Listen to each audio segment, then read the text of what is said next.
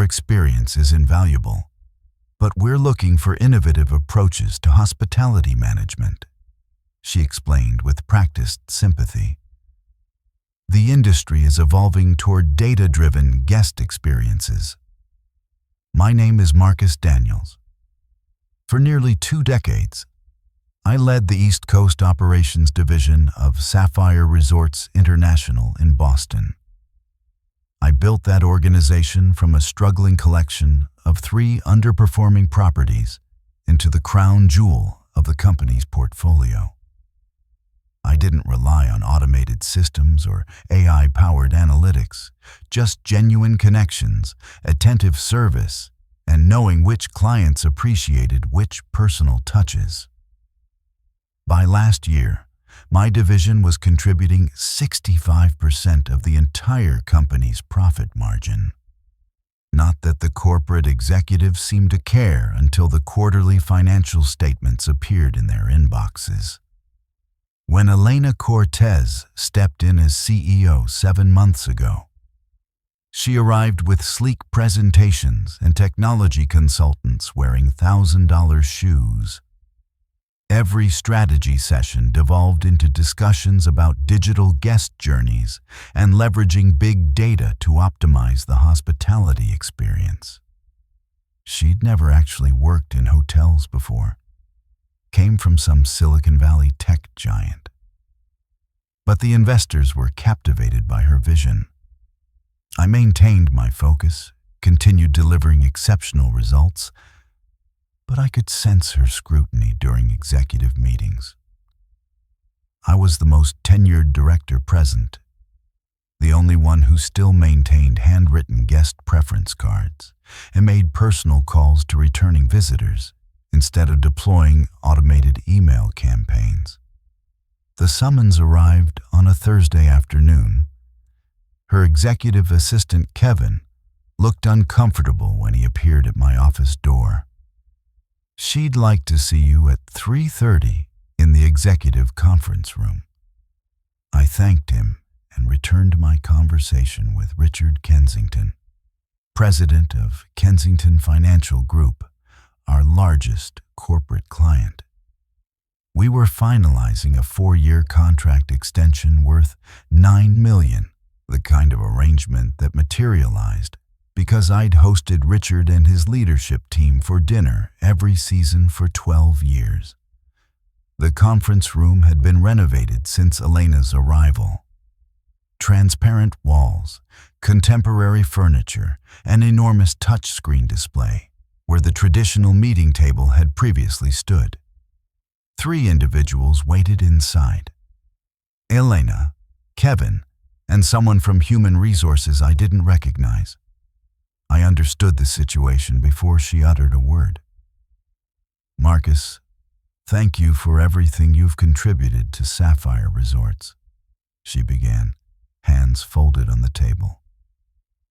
But we've decided to move in a new direction with our operations leadership. I listened silently as she explained how my methods were outdated, how they needed someone more aligned with their technology-driven approach, someone with fresh perspective. Though she carefully avoided explicitly stating they wanted someone younger. I expressed my gratitude for the opportunity, shook her hand, and departed without protest.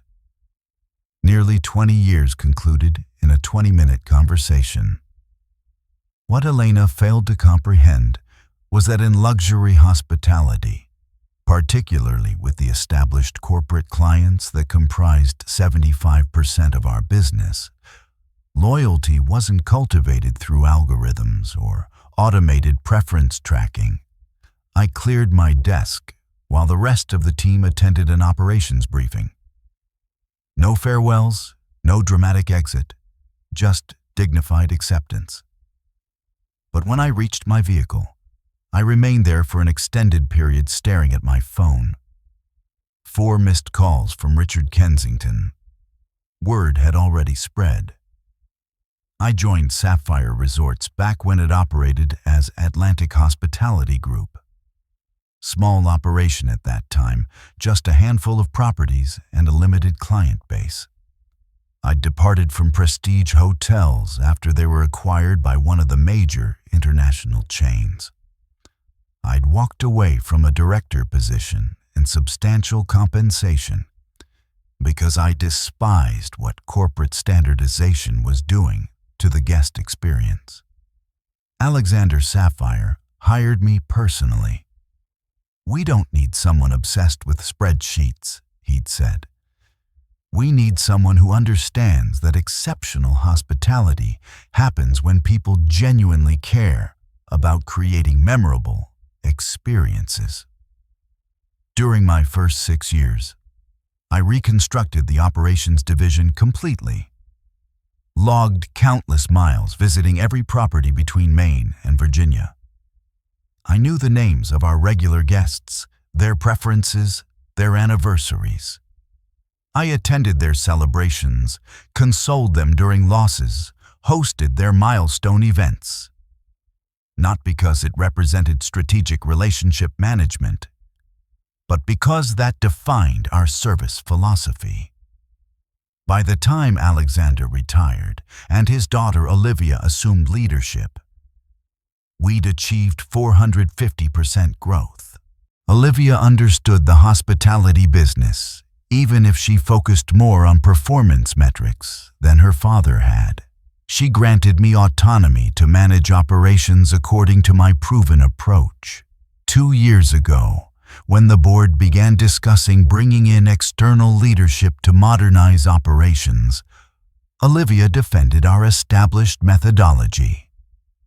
But when heart failure claimed her unexpectedly last year at 52, there remained no advocate for preserving our traditional approach. The warning signs appeared before Elena was even selected. Board meetings where the term legacy systems was repeatedly mentioned with disapproval. Questions regarding why our division hadn't embraced predictive analytics or implemented automated guest communication platforms. Nathan, my deputy director, whom I'd been preparing for eventual succession, began receiving invitations to strategic planning sessions from which I was excluded. He would report back, visibly uncomfortable with his role as intermediary. "They're discussing restructuring," he'd informed me 5 months ago. "Creating a digital guest experience department separate from traditional operations." I should have recognized the inevitable. Should have noticed when they hired 4 new technology specialists and assigned them to my team without consultation. Or when they began redirecting my long-standing client relationships to the new digital team without explanation. Richard Kensington had contacted me directly when they reassigned his account. "Some young woman called me yesterday," he'd said. "Informed me she was my new account manager. Said they were optimizing their client engagement protocol or something equally nonsensical." "What's happening over there, Marcus?" "Just some reorganization," I assured him. "Nothing concerning." But I was concerned. I simply didn't understand how to counter a threat when I couldn't comprehend the tactics being deployed against me. The day following my termination, I sat in my home office watching my phone. 23 missed calls, 41 text messages, 8 emails flagged as urgent, all from clients and industry contacts who had learned the news. I hadn't informed anyone yet, not even my wife Patricia, who was visiting our son in Philadelphia. I needed to process the situation independently first. The call that finally prompted me to answer came from Richard Kensington. "What in God's name happened?" he demanded, foregoing any greeting. "They're pursuing a new direction," I replied, repeating the corporate explanation. "Bullshit," Richard responded. "You are that company to most of us. Do they comprehend that? I offered no response. I met with that new person yesterday, he continued. Megan something. Spent an hour showing me guest journey analytics and engagement statistics. Not once did she inquire about our upcoming executive retreat. The one I mentioned was critical for our leadership transition this quarter. I closed my eyes, suddenly exhausted in a profound way unrelated to physical fatigue. They'll adapt to the situation, Richard. No, they won't, he replied. Because individuals like that never invest the effort to understand what truly matters. They simply impose their methodology and expect everyone else to conform. After our conversation ended, I opened my laptop and examined the email Sapphire HR had sent outlining my severance package. 8-month salary, health benefits for 120 days, a non-disparagement agreement, and a non-compete clause preventing me from working with any Sapphire clients for 18 months. I nearly laughed aloud. They believed they could legally prohibit relationships cultivated over decades from continuing with a single document. My phone vibrated again. Victoria Armstrong from Meridian Enterprises this time. Another significant client, friendship established through years of mutual respect. I heard what transpired, she said when I answered. Their loss entirely. When you're prepared to discuss your next chapter, call me. By evening, I'd heard from 14 major clients representing over 45% of Sapphire's annual revenue, all expressing identical sentiment, loyalty to me, not to the corporation I would no longer represent. I sat on my deck as sunset approached, enjoying a glass of Cabernet and contemplating an idea that had begun as a fleeting thought that morning, but had expanded with each subsequent conversation. They dismissed me because my methods failed to align with their glossy new technology strategy, because I cultivated relationships instead of analyzing data points, because my client notes contained handwritten observations instead of algorithm-generated profiles. But what if those supposedly outdated methods were precisely what those clients valued? What if the very characteristic Elena Cortez identified as my weakness constituted my greatest strength? I retrieved my phone and placed a call to my attorney, Sophia Martinez. Sophia, I need your assessment of something. A non-compete provision. They terminated your employment? She asked, clearly surprised. They did. And I suspect it might represent the most fortunate development of my professional life. I harbored no desire for retribution. I simply wished to continue doing what I'd always done, helping discerning clients receive the personalized service they deserved. And if Sapphire Resorts no longer valued that approach, numerous others certainly would. That night, for the first time since the termination meeting, I slept peacefully. 2 weeks following my dismissal, I met with Sophia at her downtown office. She had reviewed my non-compete agreement and discovered information I hadn't anticipated. It's essentially unenforceable, she said, sliding the document across her desk. They made a fundamental error. The geographic scope is excessively broad, the duration unreasonable. And most significantly, they cannot prevent you from utilizing general industry knowledge and expertise. So, I could establish my own hospitality consultancy? I inquired. You could, Sophia confirmed. But there's a complication. They'll initiate legal action regardless. Even if they ultimately fail, they can make the process financially burdensome and personally exhausting. I considered this reality. Sapphire possessed substantial resources, and a board that wouldn't hesitate to deploy them against a perceived competitor. "What if I don't directly approach any clients?" I asked. "What if I simply make myself available?" Sophia smiled.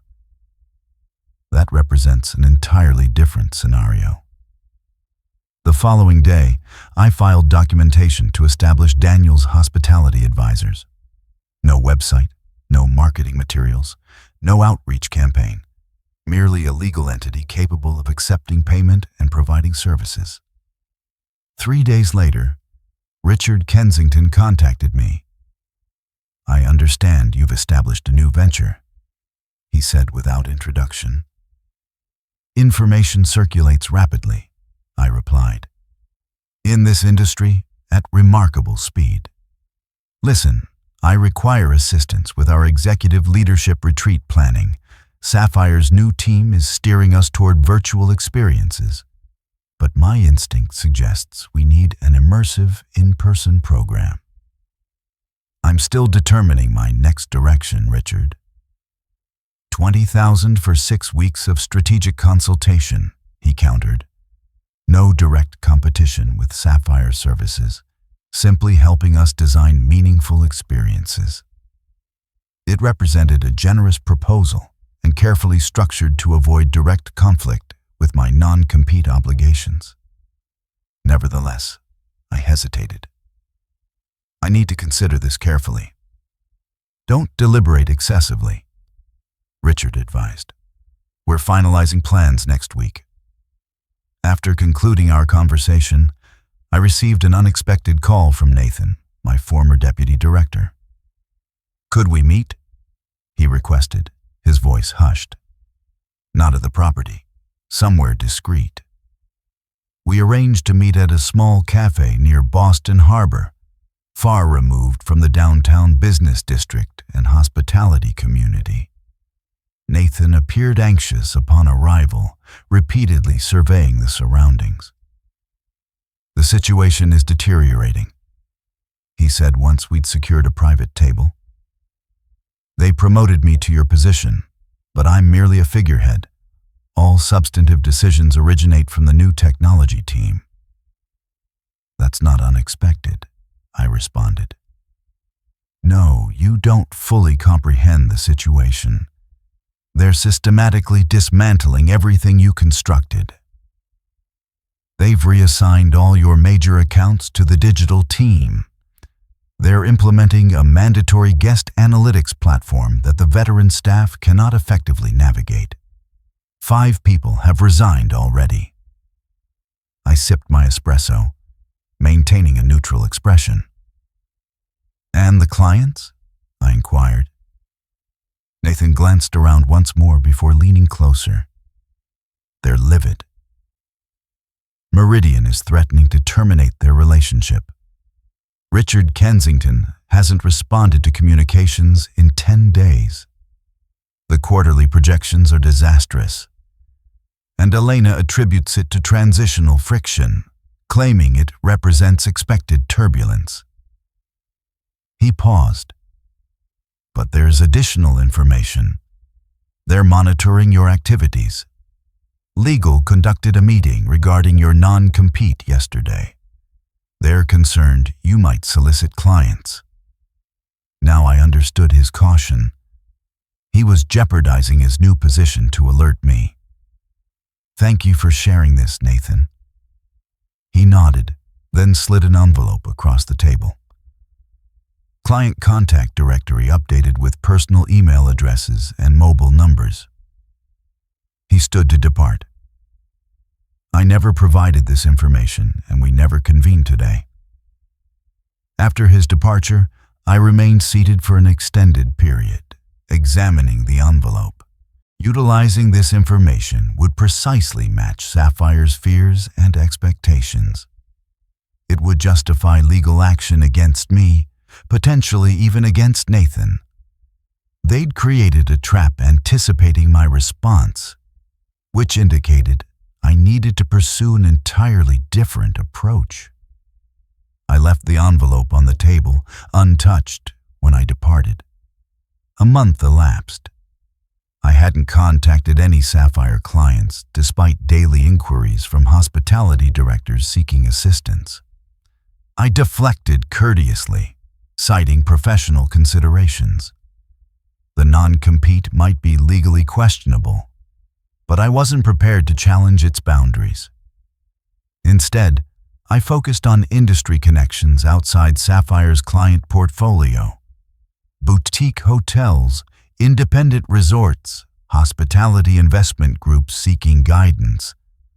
Work that wouldn't trigger legal complications but would maintain my engagement in the field I cherished. Then arrived an invitation I hadn't expected. Margaret Blackwell, chairperson of Sapphire's board, requested a private meeting, not at corporate headquarters, but at her club in Back Bay. I accepted primarily from curiosity. The Beacon Street Club embodied old-world elegance and discreet conversations.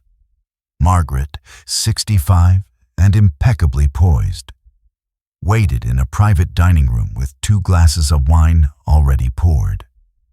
"Thank you for coming, Marcus," she said, gesturing toward the chair opposite. "I imagine you're curious about my invitation." The thought occurred to me. She pushed 1 glass in my direction.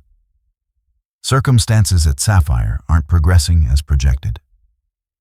I took a small sip, remaining silent. "Revenue has decreased 42% this quarter."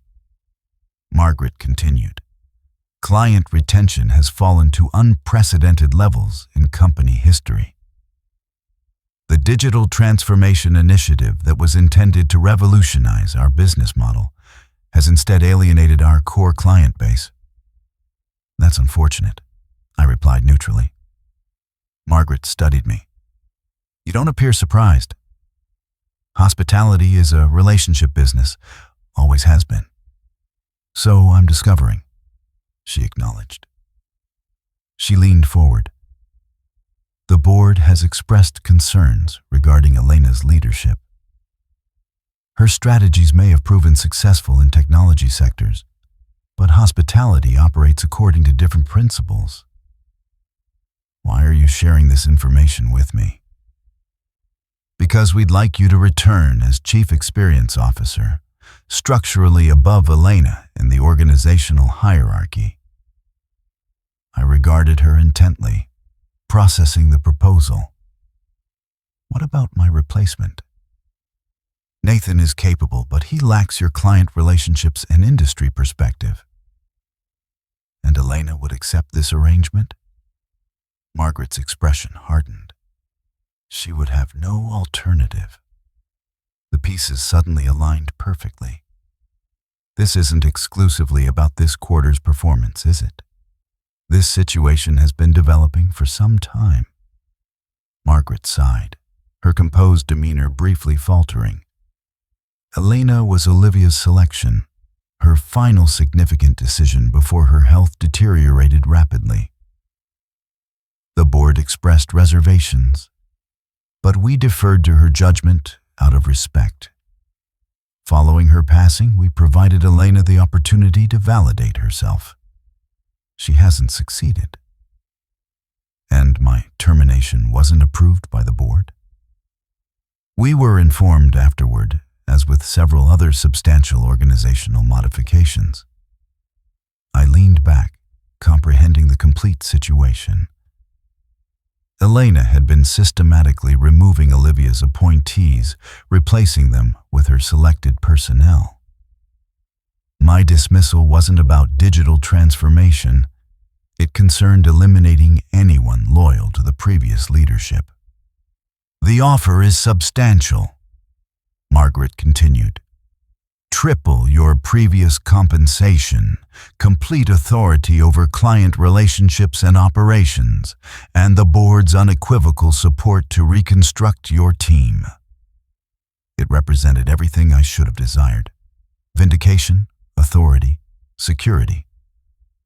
"I require time for consideration," I said. "Certainly, but please don't delay excessively. The situation continues to deteriorate rapidly." During my drive home, I reflected on our conversation. The board hadn't suddenly recognized their mistake regarding my termination. They'd known it was inappropriate from the beginning, but had lacked the resolve to prevent it. Now that it affected their financial performance, suddenly they sought my return. And something remained unstated. Margaret hadn't explicitly mentioned it, but I understood nevertheless. They wanted me, as their enforcer, to return and dismantle everything Elena had established and eventually remove Elena herself. They didn't value my relationship abilities. They coveted my client connections and the loyalty they commanded. This realization didn't provoke anger. It produced certainty regarding my next steps. I declined Margaret's offer the following morning with a brief, professional email. Her response arrived within minutes, offering to enhance the compensation package further. I didn't reply. Instead, I placed 3 phone calls. The first was to Richard Kensington.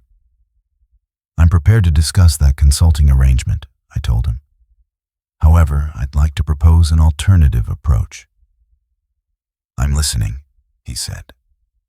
"I won't consult exclusively for Kensington Financial.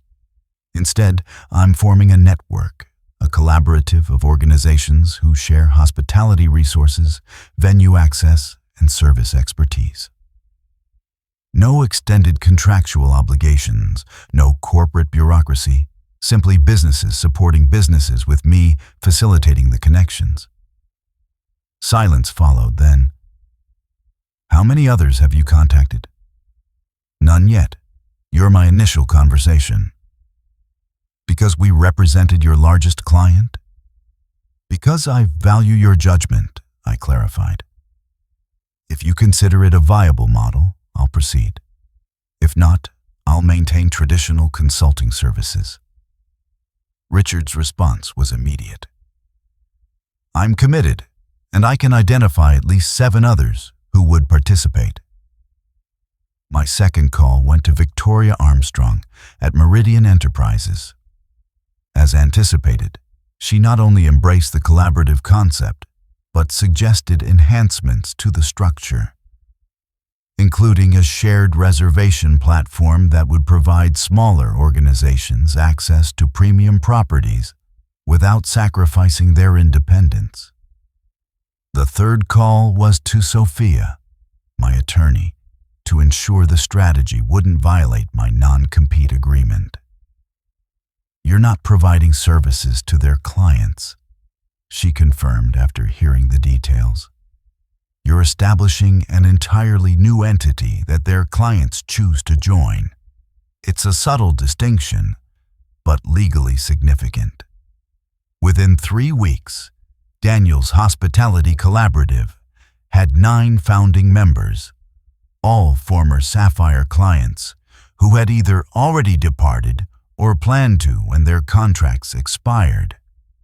Each contributed to an operational fund covering my compensation and the fundamental infrastructure required. The strategy wasn't simply creating a competing organization. It involved developing something Sapphire couldn't easily duplicate: a cooperative structure where organizations maintain their autonomy while benefiting from collective resources. No one designated me CEO or assigned an impressive title. I functioned simply as facilitator, the connector who understood what each member required and who could provide it. We leased modest office space in Cambridge, away from the downtown financial district where Sapphire and other corporate hospitality companies clustered. I hired 3 staff members: a recent hospitality management graduate to handle communications and digital presence, a veteran operations specialist who had recently stepped back from full-time employment but wasn't prepared to retire completely, and an experienced concierge with extensive industry connections. Information disseminated quickly through the interconnected hospitality community. By the conclusion of the first month, 4 additional organizations had joined the collaborative. By the end of the second, we relocated to larger facilities. I carefully avoided directly soliciting Sapphire's clients. Such efforts proved unnecessary. They approached us, attracted by the success stories circulating and frustrated by the technology-focused approach that disregarded the personal connections fundamental to exceptional hospitality. Nathan called one evening in late October, 3 months after our launch. "They've identified your strategy," he said immediately. "Elena's furious. She's discussing legal action." "We haven't violated any agreements," I replied calmly. "That won't prevent her from attempting to pursue them." He paused. "There's a board meeting tomorrow. Quarterly results. The outcome will be catastrophic." "That no longer concerns me, Nathan." "I understand, but..." He hesitated. "I thought you should be informed. And I wanted to inquire, is there position available within your new organization? I've reached my threshold here." I smiled to myself. Everything was unfolding precisely as I had anticipated, not because I sought retribution, but because I understood the industry in ways Elena never would. "Visit our office tomorrow," I suggested. "We'll discuss possibilities." The quarterly earnings announcement in November revealed the complete story. Sapphire Resorts International reported a 48% decrease in revenue compared to the previous year's equivalent quarter. Their stock value declined 21% within a single trading day. I didn't monitor the announcement directly. I was conducting a planning session with 18 collaborative members, developing our collective approach to the upcoming Hospitality Leadership Conference in New York. But Richard messaged me the highlights. Elena attributing performance to market volatility and transitional challenges. No acknowledgement of the fundamental issue, that their most significant clients had departed. Later that afternoon, my phone displayed an unfamiliar number. "Is this Marcus Daniels?" a woman's voice inquired. "Speaking."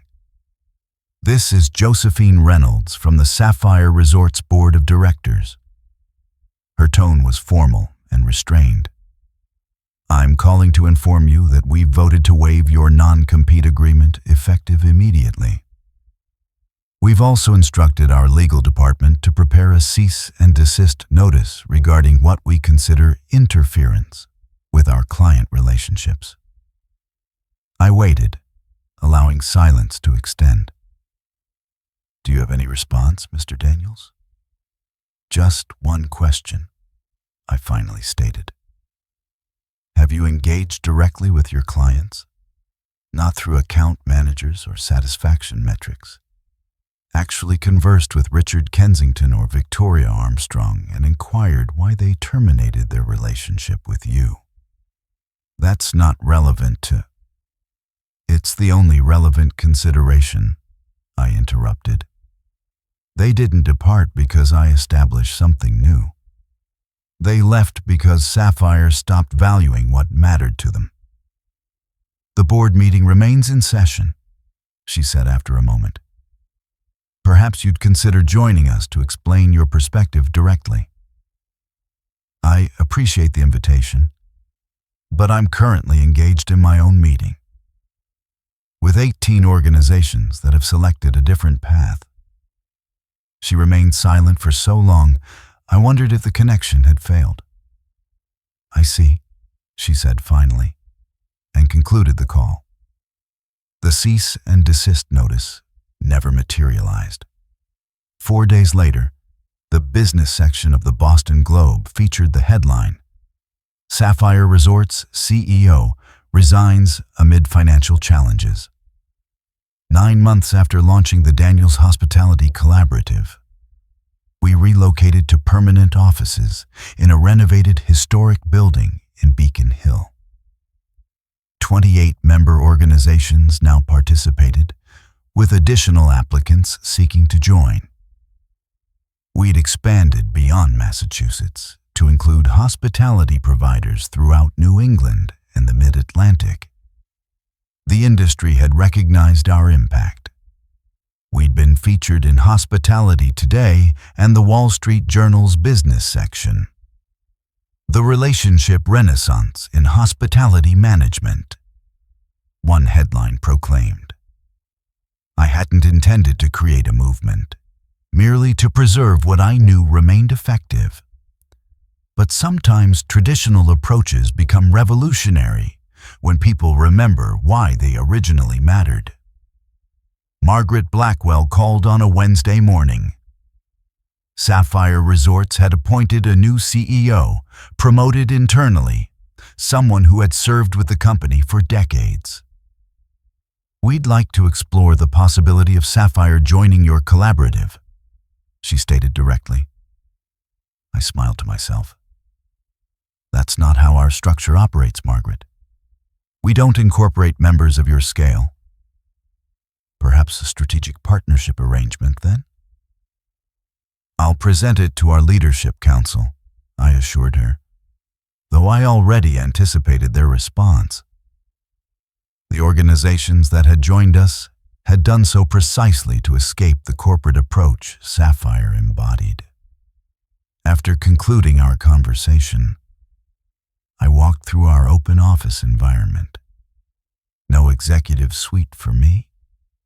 Simply a desk among colleagues where I could participate in the daily interactions that kept us connected to what truly mattered. Nathan glanced up from his workstation. Everything satisfactory? Perfectly fine, I nodded. Sapphire wants to join the collaborative. He laughed. Remarkable how circumstances evolve. Later that afternoon, I drove to Boston Harbor and sat watching the water. The same location where I often reflected when challenges at Sapphire seemed insurmountable. Today, however, no problems required resolution. Simply quiet satisfaction knowing that what I'd created would endure. Not because it was revolutionary or disruptive, but because it was founded on something fundamentally unchanging. People trusting those who've earned their confidence.